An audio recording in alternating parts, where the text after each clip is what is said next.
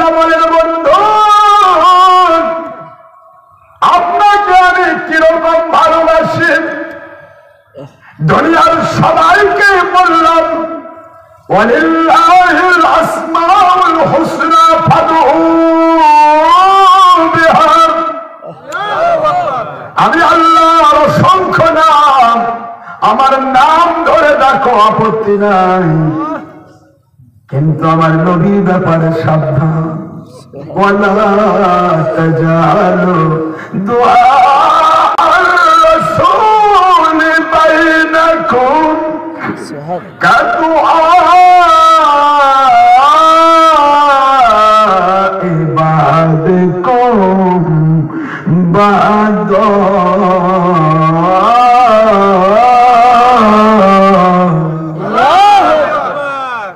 সূরাতুল নূর কষ্ট হচ্ছে আপনাদের 25 নম্বর আয়াত আল্লাহ বলেন খবরদার আমাকে নাম করবে ডাকবি আমি আল্লাহ খুশি হব তোমরা পরস্পরকে যেমন নাম ধরে ডাকাডাকি করো আমার দুজাহানের বাদশাহ নবীকে ওইভাবে নাম ধরে দেখো না এ যুবক কষ্ট হয় আপনাদের যে নবীকে আল্লাহ নাম ধরে ডাকতে নিষেধ করেছেন ইয়া মুহাম্মদ বলে ডাকবে না ইয়া রাসূলুল্লাহ বলে ডাকবেন ইয়া আহমদ বলে ডাকবে না ইয়া হাবিবাল্লাহ বলে ডাকবে আমার নবীকে নাম ধরে ডাকা আমি পছন্দ করি না আমার নবীর শানে বেয়াদবি হলে আনতা আমালুকুম ওয়া আনতুম লা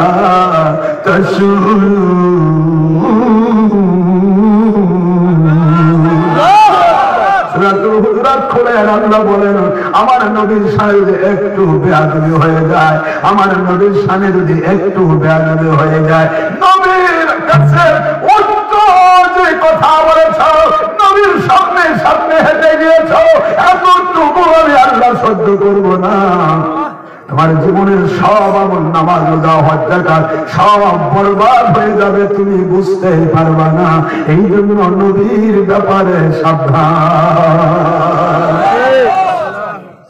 আল্লাহ পাক বললেন ইহুদিরা এবং মুসলমানের মুনাফিকরা অনেকে নবীকে ডাকতো রাহিনা এই রাহিনা শব্দটি কোরআনের বাণী আসছে আল্লাহ বলতেছেন ওই আহম্মককে বলেন খবরদার আমার নবীকে রাহিনা তোমরা ডাকবে না সুবহানাল্লাহ বলবেন না আল্লাহর আইন বুঝতেছেন রাহিনা শব্দের অর্থ আমাদের দিকে তাকান বলেন এর আরেকটা প্রতি শব্দ আছে অর্থ হে আমাদের রাখাল খুব বোঝেন আরেকটা প্রতি শব্দ আছে যেহেতু এর অর্থ আমাদের দিকে তাকান আর এর বিপরীত আরেকটা অর্থ এর ভিতরে মিন করে এইটুকু আমার মালিক সহ্য করলেন না সঙ্গে সঙ্গে আয়াত নাযিল করলেন খবরদার আমার নবীকে লা তাকুলু রাইনা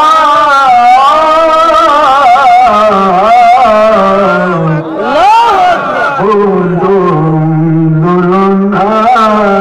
ওয়াসমাউ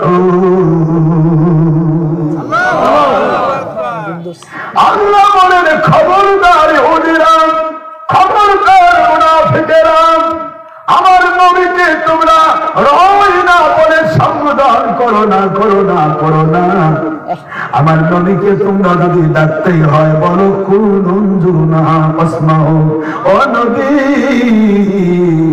আমাদের দিকে দয়ার নজরে তাকান মোহব্বতের নজরে তাকান রহমাতুল লিল আলামিন সারা জগতে একটু রহমতের যদি আল্লাহ নাজিল করেন, আপনার ওসিলা দিয়ে নাজিল করেন। ও রহমাতুল লিল আলামিন, আপনি দয়া করে আমাদের দিকে দয়ার নজরে তাকান। আমাদের কথা একটু শুনুন। আল্লাহর আয়াত কোথায়? আর বাংলার মেশিন গানেরা বলে, আমার বাংলার কোরআন বিধ্বংসী ইমান বিধ্বংসী মেশিন গানেরা বলে কাউবয়। এই কাউবয় আর রয়নার মধ্যে পার্থক্য কোথায়? রয়নার ভিতরে তো শুধুমাত্র কাউবয় ছিল না, রয়নার ভিতরে ছিল আমাদের দিকে তাকান। এটা অর্ডার আল্লাহ কই পছন্দ করে নাই। আল্লাহ বললেন আমার নবীকে অর্ডার করবি না রে, আমার নবীকে বলবি দয়ার নজরে তাকা।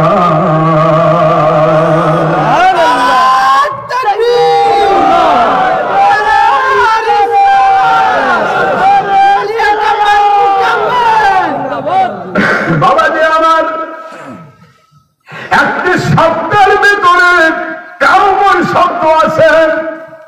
এর জন্য আল্লাহ কোরআনে অর্ডার ক্রিয়েট করে মুনাফিকদেরকে, কাফিরদেরকে হুঁশিয়ার করে দিচ্ছেন, খবরদার ওই নাম দিয়ে আমার নবীকে ডাকবি না। লা তাকুলু রাইনা, খবরদার ডাকবি না। কুলুনা,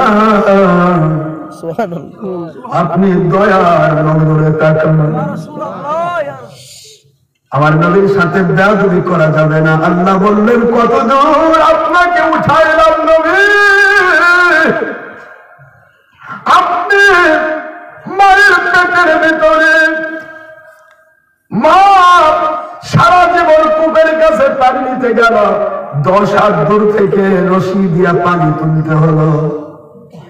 আপনাকে যখন আমি মায়ের পেটে আমি তাশরীফ নিয়েছি, মায়ের পেটে যখন আপনি মুবারক পদার্পণ করেছেন, আমি কূপের পানিকে অর্ডার করেছি, কূপের পানি আমার রহমাতুল লিল আলামিনের মায়ের জন্য আর নিচে থাকবি না, ঝরনার মতো উপচে পড়ে যা।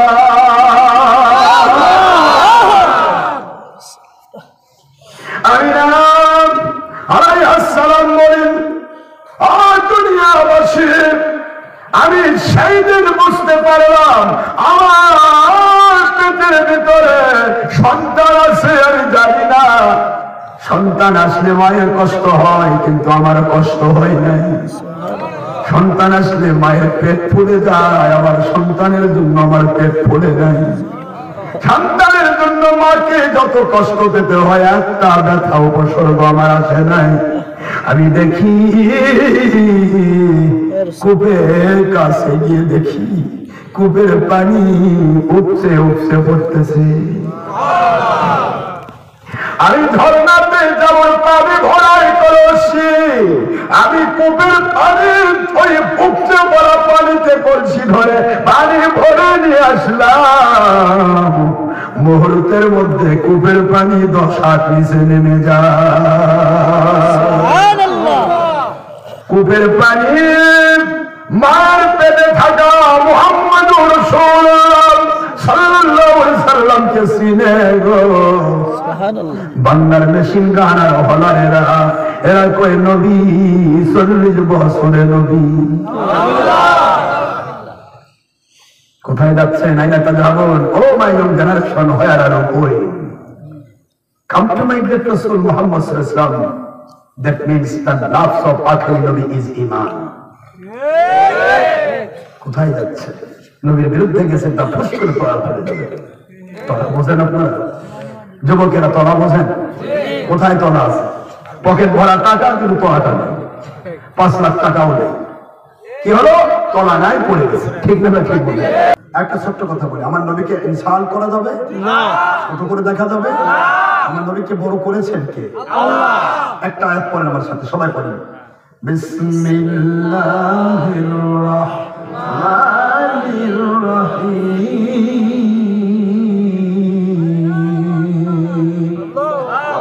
ওয়া রাফা'না লাকা যিকরাক। সুবহানাল্লাহ। আমি আল্লাহ রাব্বুল আলামিন আপনার জিকিরকে আমি উচ্চ করেছি। উচ্চ বোঝেন বাবা? প্রশ্ন করতে পারে দুনিয়াবাসী, কত দূর উচ্চ করেছেন? আমার মালিক বলেন, দুনিয়ার মানুষেরা রে, একটা আসমানের দূরত্ব 500 বছরের রাস্তা, ওই আসমানের পুরুত্ব 500 বছরের রাস্তা। দ্বিতীয় আসমান মাঝখানের দূরত্ব, ফাঁকা জায়গা 500 বছরের রাস্তা। দ্বিতীয় আসমান আবার পুরুত্ব 500 বছরের রাস্তা। এক একটা মেটাল দিয়ে তৈরি। প্রথম আসমান তৈরি, মন দিয়ে শুনবেন, প্রথম আসমান তৈরি রূপা দিয়া। কি দিয়া? এটা 500 বছরের দূরত্ব। দ্বিতীয় আসমান তৈরি সোনা দিয়া। দ্বিতীয় আসমান তৈরি ইয়াকুত দিয়া। এইভাবে লাস্ট আসমান তৈরি লাল ইয়াকুত দিয়া, যা গোটা জগতের ভিতরে পাওয়া সম্ভব নয়। হীরা জহরত দিয়ে কত রকমের মেটাল দিয়ে আল্লাহ তৈরি করলেন। 500 বছরের রাস্তা কত দূর? 1 2 মাঝখানের 1 সেকেন্ড সময়। 1 2 মাঝখানে কয় সেকেন্ড?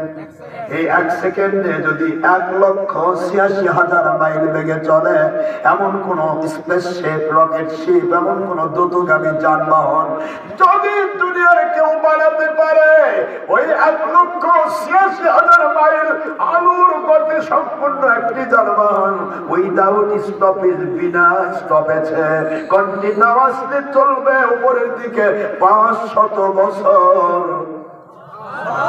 তারপরেও প্রথম আসমান খুঁজে পাওয়া সম্ভব হবে না। সুবহানাল্লাহ। প্রথম আসমান পেয়ে গেলে এই প্রথম আসমানের দরজায় আবার তালা মারা আছে। কি মারা আছে?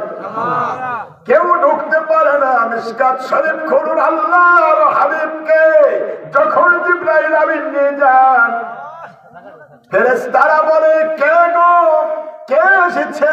কয় মুহাম্মদ রাসূলুল্লাহ সাল্লাল্লাহু আলাইহি ওয়াসাল্লাম এসেছেন। ফেরেশতা বলে, আমাদেরকে অর্ডার করা হয়েছে আখির নবীর জন্য আসমানের তালা খুলে দিতে। একটু জোরে বলবেন না সুবহানাল্লাহ। আসমানের তালা বন্ধ করা থাকে। এত দূর কেন আল্লাহ তুললেন? ও যুবক, একটু বুঝুন। আইনামা তুওয়াল্লু ফাতাম্মা ওয়াজহুল্লাহ। আল্লাহু আকবার। যেদিকেই তাকাবে সেদিকেই তোমার আল্লাহ। দুনিয়াতে তো নবীর সাথে দিদার দিতে পারতাম, কিন্তু আসমানে তুললাম কেন?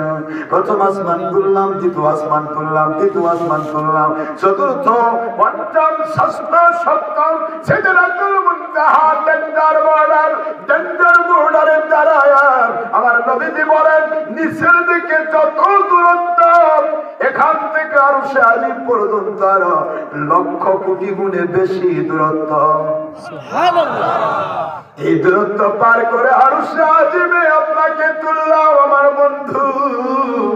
শুধু আপনি নন গো, আপনার শরীর মুবারক নয়, আপনার শরীরের পা মুবারক, হাত মুবারক শুধু নয়, আপনার পা মুবারকে শোভা পাওয়া জুতা মুবারকের তলার ধুলি মুবারক দিয়া আমার কাবা ঘর, দুনিয়ার একজন মানুষেরও নামাজ হয় না কাবার দিকে মুখ করা ছাড়া। ওই কাবার চাইতে লক্ষ কোটি গুণে বেশি দামি আমার আরশে আজিম। এই আরশে আজিমের জমিনকে আমি আল্লাহ আপনার পায়া মুবারকের জুতায় শোভা, জুতা মুবারকের ধুলা শোভা পাওয়া ওই ধুলি দিয়া আমার আরশে আজিম আমি আল্লাহ ধন্য করলাম।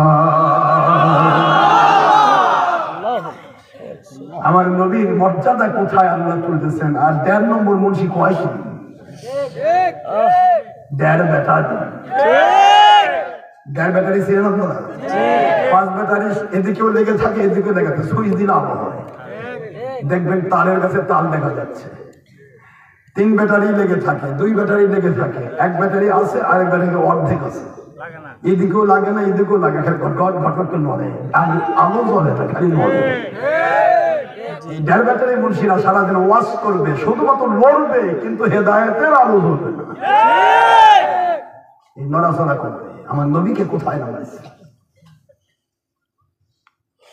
নিম মোল্লা নিম হেকিম খতরে জান, নিম মোল্লা খতরে ইমান। কথা বোঝেন নাই? যদি কেউ ডাক্তারি না শিখে যদি ওষুধ দিবার চায়, ও যেমন মানুষের জান শেষ করবে। আলেম না হয়ে, ওলি না হয়ে, আমার আল্লাহর কাছে হক্কানি আলেম ওলিয়া উলিয়া না হয়ে যে হাক্কানি আলেম আর ওলিয়া উলিয়ার দাবি করে চলবে, ওটাও মানুষের ইমান নষ্ট করে শেষ করবে। ইমান ধ্বংসকারী, বিধ্বংস কামান হয়ে যাবে। আমি আপনাদের খেদমত আরজ করছি, বাবারা, হুজুরকে কোথায় তোলা হলো? আপনারা বলতে পারেন আরশে আজিম এত দামি কেন? কারণ আরশে আজিম স্বয়ং আল্লাহ তৈরি করেছেন। কে তৈরি করেছেন? আর কাবা ঘর ফেরেশতারা তৈরি করেছেন। ফেরেশতাদের পরে যখন নূহ আলাইহিস সালামের সময় ভেঙে গেল, তখন আবার ইব্রাহিম আলাইহিস সালাম তৈরি করেছেন। ইব্রাহিম আলাইহিস সালামের পরে এখন পর্যন্ত প্রায় 10 থেকে 12 বার কাবা সংস্কার হয়েছে। সেই কাবার দিকে মুখ করে ছাড়া নামাজ হয় না। ওই কাবার চাইতে লক্ষ কোটি গুণে বেশি দামি আরশে আজিম। সেই আরশে আজিম আমার নবীজির পা মোবারকের ধুলি মোবারক দিয়ে ধন্য। রফা'না লাকা সুবহানাল্লাহ। কোথায় যাচ্ছি আমরা? বাড়াতে চাইলে বাড়াতেই থাকে, কষ্ট দিচ্ছি না?